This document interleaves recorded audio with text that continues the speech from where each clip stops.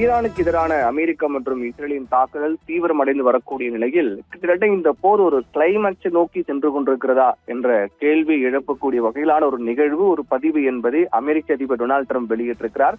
இந்த பதிவு என்பது சாதாரணமாக கடந்து போகக்கூடிய ஒரு விடயம் கிடையாது. அது பின்னணியில் என்ன அசம்பாவிதம் ஏற்பட போகிறதோ, என்ன நடக்கப் போகிறதோ என்பதை வெளிக்காட்டு விதமாக அமைந்திருக்கிறது. ஏற்கனவே நேற்றைய தினம் அமெரிக்க அதிபர் ட்ரம்ப் ஒரு பதிவு வெளியிட்டிருந்தார். அதாவது அடுத்த 48 மணி நேரத்துக்குள்ளாக ஹோர்முஸ் ஜலசந்தி திறக்காவிட்டால் ஈரானுடைய மின் நிலையங்கள் குறிவைத்தும் அதே போன்று பொருளாதார கட்டமைப்புகளை முற்றிலுமாக அழித்து ஒழித்து விடுவோம், ஏவுகணைகள் தயாராக இருக்கிறது, வீரர்கள் தயாராக இருக்கிறார்கள் என தெரிவித்திருந்தார். ஏற்கனவே ஏப்ரல் 6ஆம் தேதி வரை என 10 நாட்கள் அவர் கெடு விதித்திருந்தார். 10 நாட்களுக்குள்ளாக ஹோர்முஸ் ஜலசந்தி திறக்க வேண்டும் என்று கெடு விதித்திருந்தார். அந்த கெடு என்பது நாளை 6ஆம் தேதியோடு முடிவடைகிறது. அதன் தொடர்ச்சியாக தற்போது மீண்டும் ஒரு பதிவை டொனால்டு ட்ரம்ப் வெளியிட்டிருக்கிறார். அந்த பதிவு தான் இந்த போர் இறுதிக்கட்டத்தை நோக்கி செல்கிறதா என்ற கேள்வி எழுகிறது. அதன் முடிவு என்பது யாருக்கு பேரிழப்பாக இருக்க போகிறது? ஒன்று, அமெரிக்கா அதை ஏதேனும் காரணம் சொல்லி பின்வாங்க போகிறார்களா, அல்லது ஈரானை அமெரிக்க அதிபர் ட்ரம்ப் கூறியது போல நிர்மூலமாக்க போகிறாரா என்ற ஒரு கேள்வி எழுப்பியிருக்கிறது. ஏனென்றால் அந்த பதிவில் அமெரிக்க அதிபர் ட்ரம்ப் கூறியது என்னவென்றால், செவ்வாய்க்கிழமை அதாவது நாளைய தினம் மின் உற்பத்தி நிலைய மற்றும் பல்வேறு பாலங்களை குறித்து மிகவும் பெரிய அளவிலான தாக்குதலை அமெரிக்கா மேற்கொள்ள இருக்கின்றது என்றும், இதே போல வேறு எதுவும் இருக்காது, இது மாதிரியான தாக்குதல் வேறு எதுவும் இருக்காது, அந்த மாதிரியான ஒரு மிகப்பெரிய தாக்குதல் நடத்த போகின்றோம் என்பது போன்ற ஒரு எச்சரிக்கையை அவர் விடுத்திருந்தார். அதாவது ஹோர்முஸ் ஜலசந்தியை திறங்கள் என்றும் அவர்களை வசைப்பாடக்கூடிய ஈரானியர்களை வசைப்பாடக்கூடிய வகையில், ஈரான் அரசை வசைப்பாடக்கூடிய வகையில் வார்த்தையை பதிவிட்டு அவர் இந்த பதிவு வெளியிட்டிருக்கிறார்.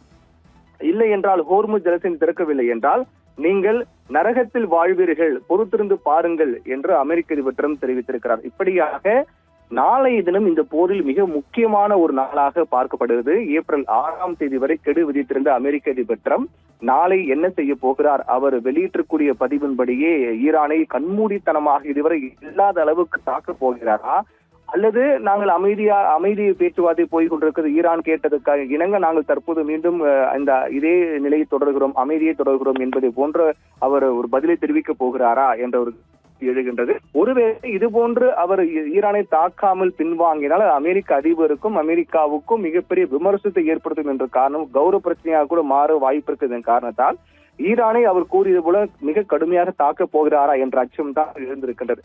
ஆனால் ஈரான் இதை திட்டவட்டமாக மறுக்கிறார்கள். ஏனென்றால் அவர்கள் இப்போ ஈரானை பொறுத்தவரையில் அமெரிக்க ட்ரம்ப் எத்தகைய எச்சரிக்கை விடுத்தாலும் நாங்கள் எதிர்கொள்ள தயாராக இருக்கின்றோம் என்பதுதான் ஈரானின் நிலைப்பாடாக இருக்கின்றது.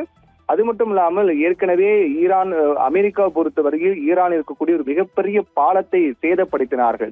அதற்கு பதிலடியாக வளைகுடா நாடுகள் இருக்கக்கூடிய மிக முக்கியமான பாலங்களை தகர்க்க போவதாக ஈரான் எச்சரிக்கை விடுத்தது. அது மட்டும் இல்லாமல் அமெரிக்காவை கதிகலங்க செய்யக்கூடிய வகையில் அமெரிக்காவின் போர் விமானம், நவீன ரக 5th ஜெனரேஷன் 5ஆம் தலைமுறை போர் விமானமான F-35 ரக போர் விமானம் மற்றும் 15 ரக போர் விமானம், இரண்டு மிக முக்கியமான போர் விமானங்களை ஈரான் சுட்டு வீழ்த்தியது. அப்போது அதில் ஒரு போர் விமானத்தை இயக்கிய விமானி ஒருவர் உயிர் தப்பினார், மற்றொரு தேடக்கூடிய பணி நடைபெற்றது. ஆனால் அவரை நாங்கள் மீட்டு விட்டோம் என்று அமெரிக்கா தெரிவித்தாலும் கூட அது பொய், அது உண்மை கிடையாது, அவர்களை அமெரிக்கா மீட்கவில்லை என்று ஈரான் தொடர்ந்து மறுத்து வருகிறார்கள். எப்படியாக இருந்தாலும் அமெரிக்காவின் 2 போர் விமானங்களை ஈரான் வீழ்த்தியது என்பது அமெரிக்காவுக்கு மிகப்பெரிய ஒரு அதிர்ச்சியான ஒரு செய்தி என்பதில் மாற்றுகிறதில்லை. அந்த அளவுக்கு ஈரான் மிகப்பெரிய ஒரு பதிலடியை அமெரிக்காவுக்கு கொடுத்து வருகிறார் என்பதுதான் இந்த தாக்குதலில் மிக முக்கியமான ஒரு அம்சமாக பார்க்கப்படுகிறது.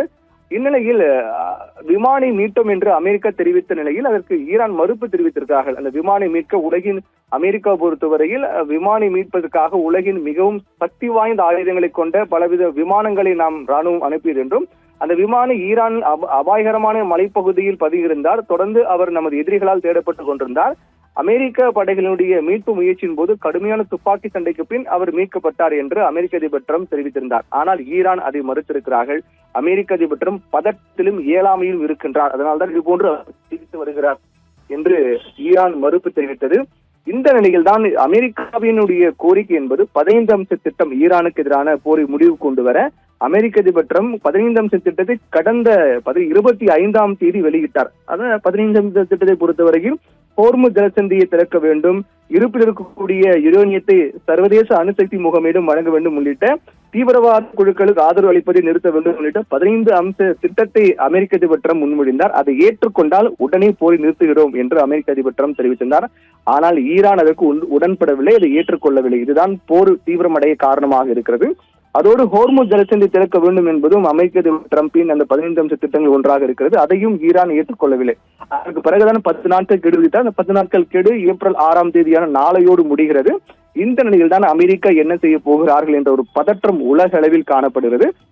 ஏற்கனவே ஈரானுடைய வான்பரப்பு முழுவதுமாக நாம் ஆக்கிரமிப்பு செய்துவிட்டோம் என்று அமெரிக்க அதிபர் ட்ரம்ப் தெரிவித்தாலும் கூட அது உண்மை இல்லை என்பதற்கு ஏற்ற வகையில் ஈரானுடைய தாக்குதல் 2 அதிநவீன அமெரிக்காவின் போர் விமானங்கள் வீழ்த்துவது என்பது சாதாரண விடயம் கிடையாது. அது ஈரான் செய்திருக்கிறார்கள். அப்படி இருக்கும்போது ஈரான் முழு சக்தியோடு தான் இருக்கின்றார்கள் என்பது இந்த தாக்குதல் மூலமாக தெரிய வருகிறது. இப்படியாக என்ன நடந்தாலும் பின்வாங்க போவதில்லை என்பதில் ஈரான் உறுதியாக இருக்கிறார்கள். இதனால் அமெரிக்கா அதிபர் ட்ரம்ப் கூறியது போல ஒரு பதிவை போலவே நாளைய தினம் ஈரானுக்கு எதிராக மிகப்பெரிய தாக்குதலை அவர் தொடுக்க போகிறாரா, அந்த தாக்குதலை முறியடிக்கக்கூடிய வகையில் ஈரான் என்ன செய்ய போகிறது என்பதுதான் மிகப்பெரிய ஒரு அச்சத்தை உலக அளவில் ஒரு பதற்றத்தை ஏற்படுத்தியிருக்கிறது. அந்த வகையில் பார்க்கும்போது நாளைய தினம் இந்த போர் கிட்டத்தட்ட கிளைமாக்ஸ் நோக்கி நெருங்கி செல்கிறதா, நாளைய தினம் என்னவாக இருக்க போகிறது என்ற ஒரு மிகப்பெரிய ஒரு அச்சம் பதற்றம் தான் உலக அளவில் காணப்படுகின்றது.